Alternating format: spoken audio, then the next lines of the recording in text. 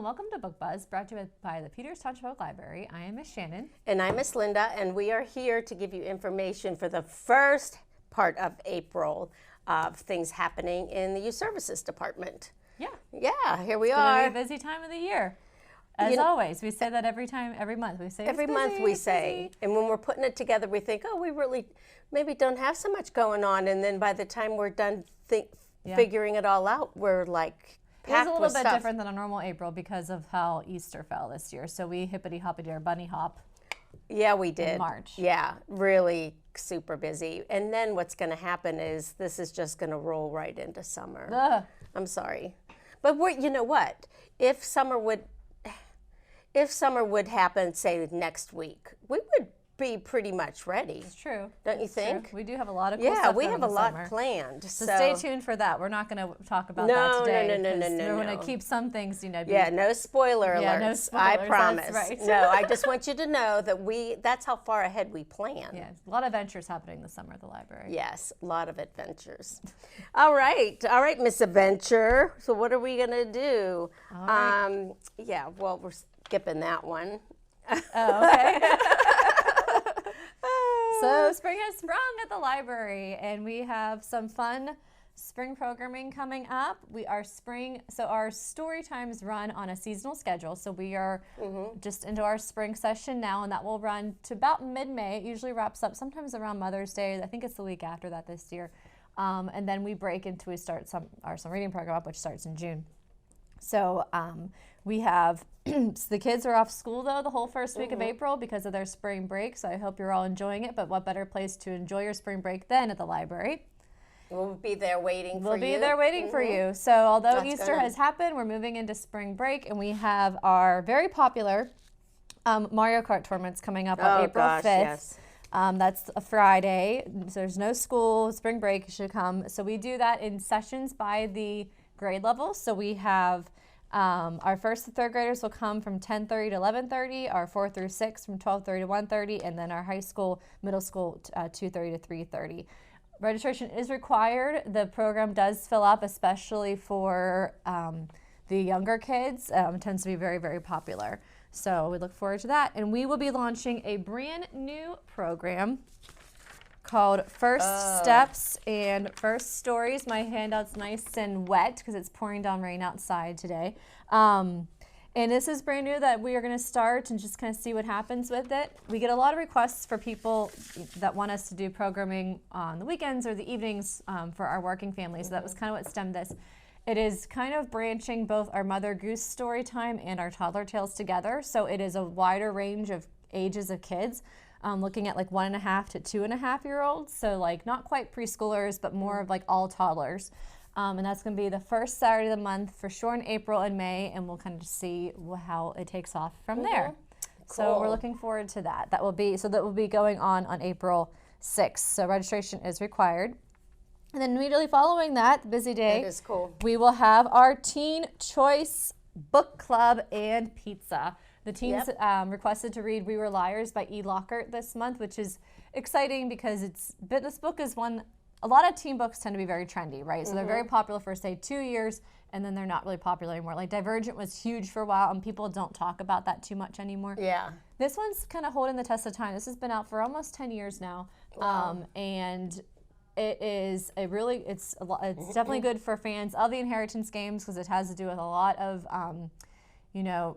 people fighting over money. That's basically what it comes down to. Yep. And also good for like the fans of maybe The Summer I Turned Pretty because it's about these teens and they go and live on a private island all summer long. Like what a thought. I know. I You're read reading it too. Yes. Well, I'm done. Yeah. I read it on my little trip and wow. Yes, private island, money, but then the problems that come with that and the dynamics and right. So I liked it. Yeah, it is really good. Yeah. So and there is a prequel, The Family of Liars, that she actually put out more recently.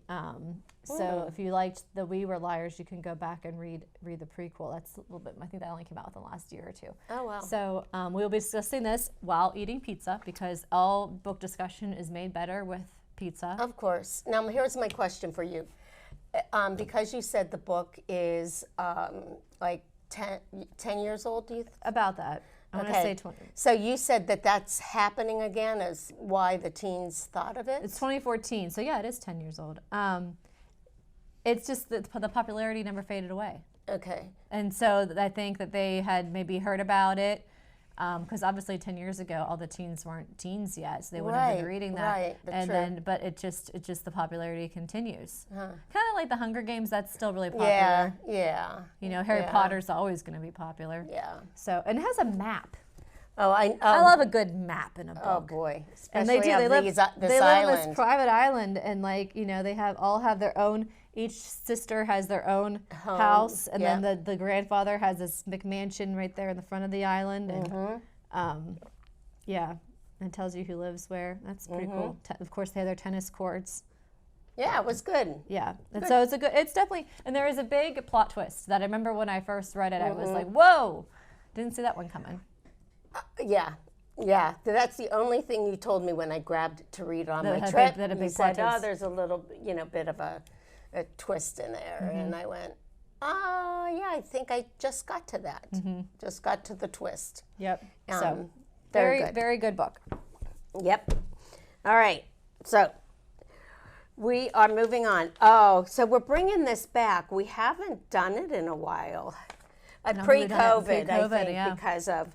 Yeah, so during National Library Week, which begins April 8th and runs through April 13th, we're doing a fun contest. It's called A Ton of Books. And we used to do it, and you come in and we weigh. We will be weighing with a non-digital scale. You have to learn how to read an actual... Oh, that's tricky.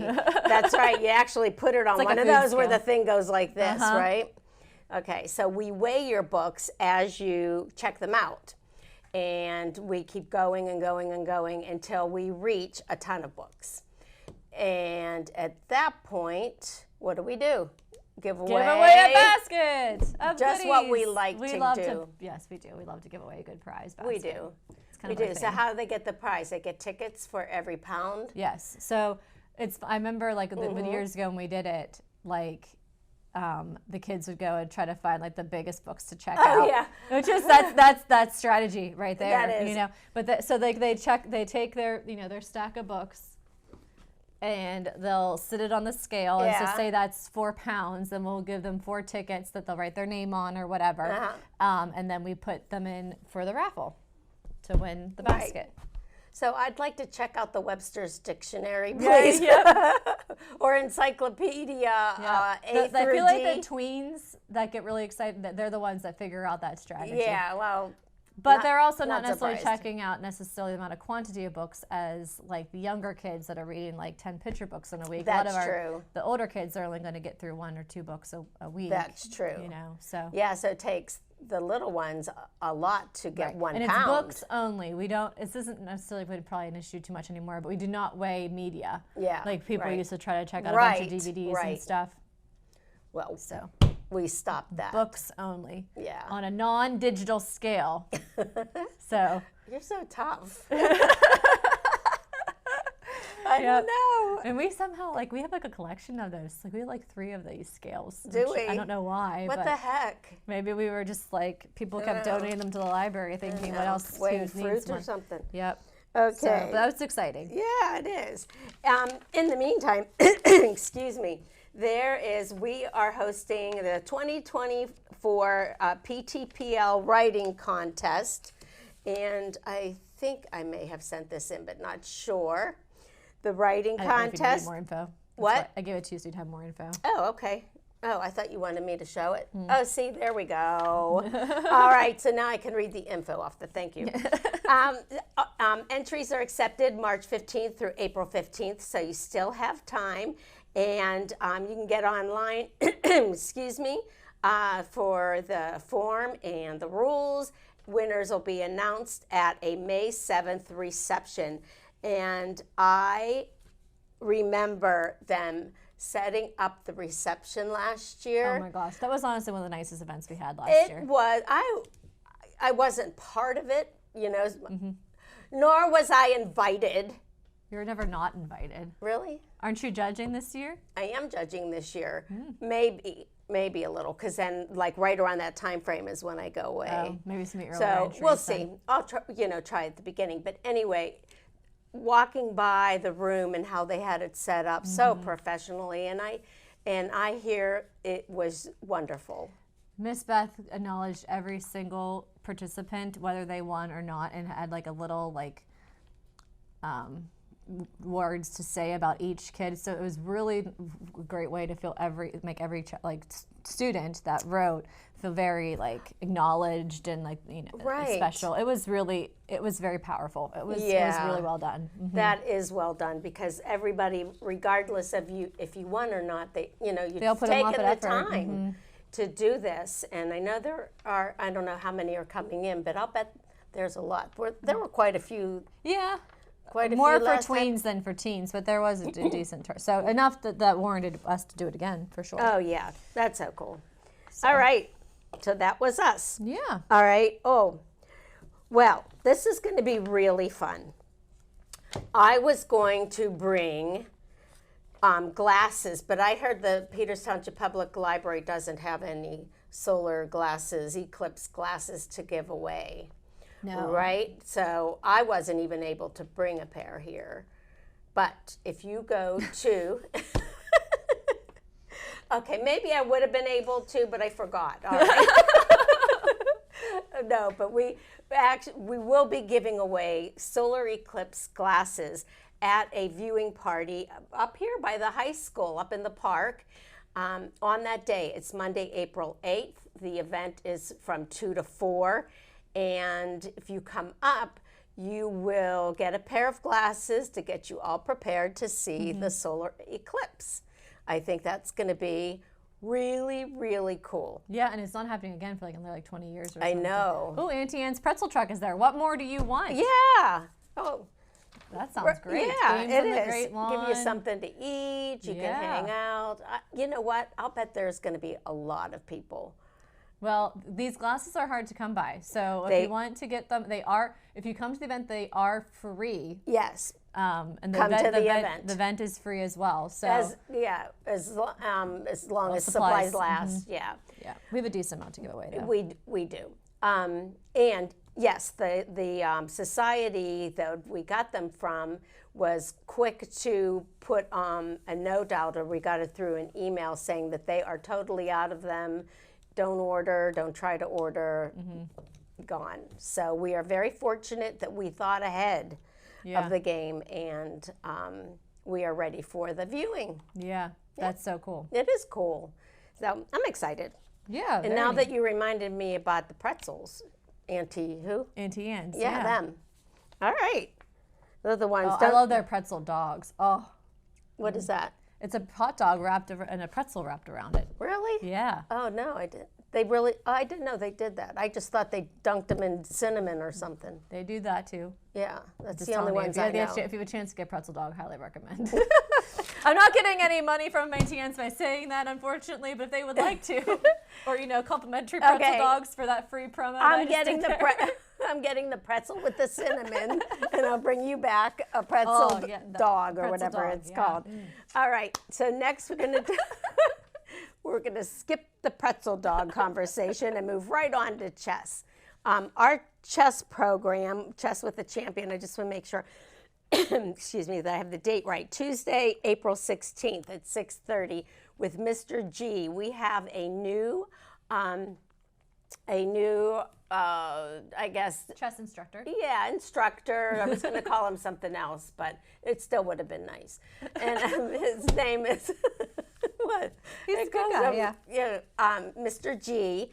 And he's doing a great job. He is, the way he sets up his program, is a little bit different than Mr. Pete's, which is all good. Everybody's got their own style. Yeah, absolutely. And he is really teaching. I think I might have mentioned last time he had a syllabus that he passed out the first time that he was here, and all the lessons are laid out, and then he's got papers for each lesson, and He's real, and then, you know, there's like 15 minutes of a lesson and then like 45 minutes of playing.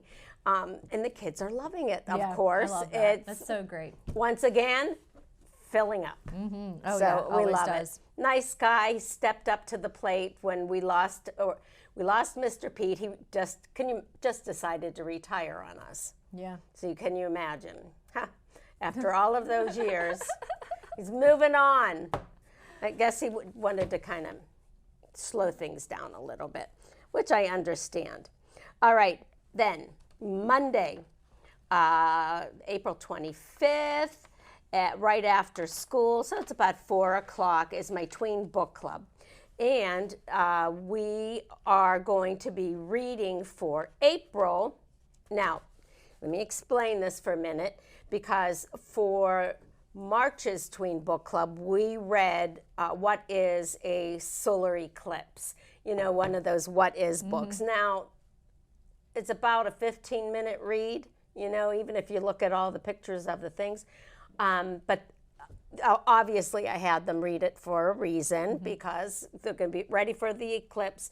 And also they're going to be coming to the viewing party, so they will get their glasses.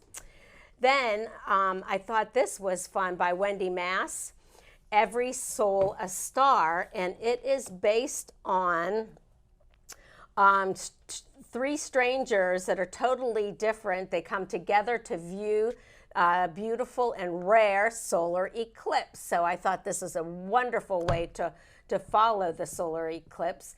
Through this one extraordinary event, 3 lives are about to be changed forever in this enchanting story about unlikely friendships and finding one's place in the universe.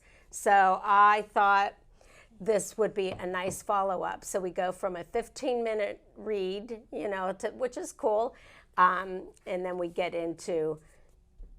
I like that. Yeah. And then kudos to you if you can read a Who Was book in 15 minutes, because it would take me a lot longer than 15 minutes to read one of those. What if I did read Who is the Rock Dwayne Johnson, because, I mean, who you need to know. Okay. All right. Well, I'm not going to tell you I really read it in like 7.5 minutes, but it could have taken me longer than 15. Linda only looks at the pictures. Yeah. No, it takes longer than 15 minutes. But it was just a much quicker read than her typical tween book club selections. Well, true. And the tweens probably read a little faster than I do. But we'll see. Okay, cool. So that's what's going on. What? All right, moving on to every month we do our Night with WQED, where we have activities and crafts and things that highlight a property from PBS Kids. So for April, I often do choose Nature Cat, because it tends to fall right around Earth Day. So a Nature Cat really plays really well with that, because he likes to go out and explore nature. He learns about, you know, different plants and different things you see in nature. There's a really good episode about the water cycle, so things like that. So it ties in really well to Earth Day. So we will be doing Nature Cat on whatever date we have it scheduled for. Isn't it on here? Well, it's going to be a Thursday. That's why I bring yes, this. it's So to be the second Thursday of the month. In case I forget to put something on here, where would it be? Oh, Night with QED. 11th. So it'll be April 11th. We do need to register for that. Yep. So we'll do the different activities around Nature Cat, and then we'll watch an episode of Nature Cat together. And then we have our sensory story time has been going really, really well. This is a new program to us that we're offering in partnership with Marianne Faber, who is a like certified instructional with the therapist. Occupational therapist. Yeah, working with the kids for sensory issues. The kids that are maybe on the so that are on the spectrum or not, or have any sensitivities. Perfect. Said well. Yes. So that will be on April 18th at 10, and we will be doing one again in May. And then we'll break for the summer months because of our summer schedules runs a little bit differently. We're kind of have more events slated and things. So it's going to run, as long as it continues to be successful, we plan on running it as a school year only program. So we already do have a date locked in for September. So hopefully it will continue. And it tends to work out to be the third Thursday of the month. It's in the morning, just a half-hour program, really focusing on the caregiver engagement with child. So that's a nice feature too. And it's been filling up. I mean, we have one more. I assume that will fill up as well. Right. Yeah. I watched it one time, and she does a beautiful job. Yeah. Really, really good, soft, tender, quiet, low Not volumes. as chaotic as some of our regular story times can be. Yeah, and we can get pretty crazy in our story times, right? No. I'll give you no. Okay, so now Books. that was programming for the first half of April. Oh, and here's Mario Kart. I did talk about Mario Kart. And Oh, there it you is. brought it? Okay, there it is. All right, so what are we talking So about? grab a book. And so Linda and I, while she's doing that, when we first started Book Buzz, one of our gimmicks that we wanted it to be part of is when you watch talk shows, they're usually always drinking coffee or whatever. So we decided that we were going to drink juice boxes for as juvenile as we are. So they're finally back. We're going into we're in our 10th season, so we decided to finally bring our juice boxes back. For a while, I think it stopped because there were several episodes where we had to be masked because of COVID restrictions, and we couldn't drink a juice box that way. We should have put a hole in the mask. For juice box. Now we're thinking that about would defeat the purpose. But I was telling her I have a mom hack for those of you who don't know. So you I want to know what that is. Yes, you pull the tabs up. So there's like the little Velcro tabs inside your juice box. You pull them up and you train your child to hold the juice box by the little tabs. That way they don't squeeze it when they hold it. Because has that ever happened? Yes. When the on air. Oh, yes, because Linda wasn't holding it by the tabs. Yeah, I think. Yeah, but kids definitely we'll be do seeing it. that on our anniversary. Kids definitely squeeze them, and they go all over the place, right? So that they kinda hold it by cool. their little tabs, and then. Now I feel like a child. But it's good. So that's my mom hack. So follow me for more. There you go. Follow you for more. All right, we'll be back. Okay, tell me about a good book. All right. Well, so I am doing new books that we have. Now, I brought a couple because I want to show you one that he's done before. One of the new books that we have in is called Max in the House of Spies, A Tale of World War II by Adam Gidwitz. This is a story. Max doesn't want to be sent to London. He's never left Berlin. He barely speaks English. He doesn't want to live with strangers. And most of all, he doesn't want to leave his parents behind. So on the Kinder transport boat to England, Max has never felt more alone until he meets two unexpected traveling companions. So they're talking. Germany is becoming more and more dangerous for Jewish families, but Max is still determined to go home, and he's hatching a plan to get back to Berlin. So it goes on and on and on. So what I wanted to share with you is another one that you will be familiar with, those of you that like Adam Gidwitz, is A Tale Dark and Grim. Didn't you do it with your tween book club? Yes, Yeah. you did. In 2021. Oh, look at that. In 2021, we did this as a tween book club thing. And it was probably, I'd be willing to bet it was probably October. Yeah. Like more of a kind of fun. I liked it. It was a fun, it's like a Hansel and Gretel as they run away from their own story into 8 other scary fairy tales. So it's all these scary fairy tales like And mixed fairy tales in. are kind of dark what people To think begin about with, them. yeah, they are. It's frightening, but unlike those other fairy tales, this tale is true. Oh. So that was another one that he wrote. But his newest, Max in the House of Spies, A Tale of like a good World historical War fiction, II. yeah. It does. There are, okay, this is just a little tidbit. There are so many books, so many, and they're still coming out about World War II. Oh, yeah. All about it, around it. because it was massive, it was huge, big things happened, on and on. And I mean, a lot of times you find that there's so many books coming out about it in all kinds of different ways, like our book club, our women's book club. We were reading different ones that would somehow be involved with, you know, whether it's a spy in World War II or whatever, that we finally really had to stop and say, we need to try something different, because we were...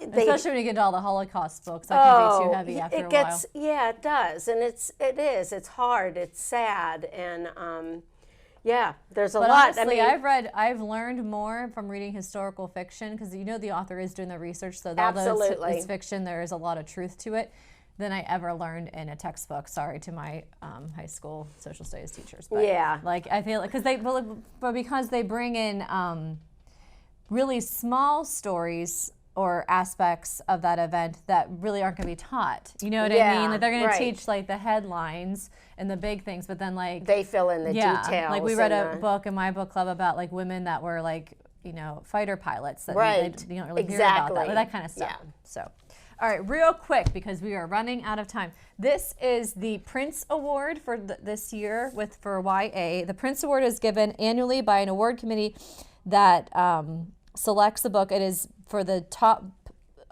book that exemplifies literary excellence in young adult literature. So this was given to the book collectors, which is an unusual choice because it's actually a collection of short stories.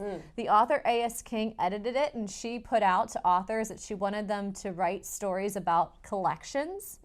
And then they came together and they all wrote these stories, and then she found a way to kind of interweave them all together, and this is the book that was won. Now, A.S. King herself is a Prince winner before. I believe Please Excuse Vera Dietz is the title of one of her award-winning books, but regardless, but the popular authors in this include David Leviathan, Jenny Torres Sanchez, Jay Neary. So lots of like popular YA and children's authors came together to put together the collectors, and it has won.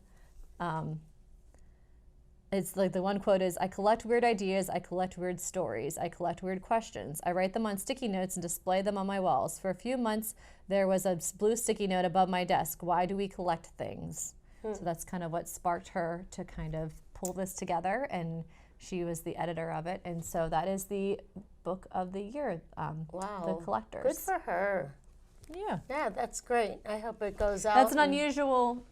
Short stories is an unusual thing to win the Prince, though. Right. So, well, you know, it's time for new things. True. You know, why not? Right. I'm looking forward to reading it. Yeah. From what I read about it, it sounds like. And look at all the creepy things on the like their shelf here. All right, glasses time. Jason Reynolds is one of the authors. Edited by A.S. King. Yeah, so she's the one who put it all together. I wonder if any relation to Stephen King. He scares me. She's a Pennsylvania native author. We've seen her speak, or at least I know that I have. She was always at the PALA things. Oh, okay. Yeah. Probably. Yeah.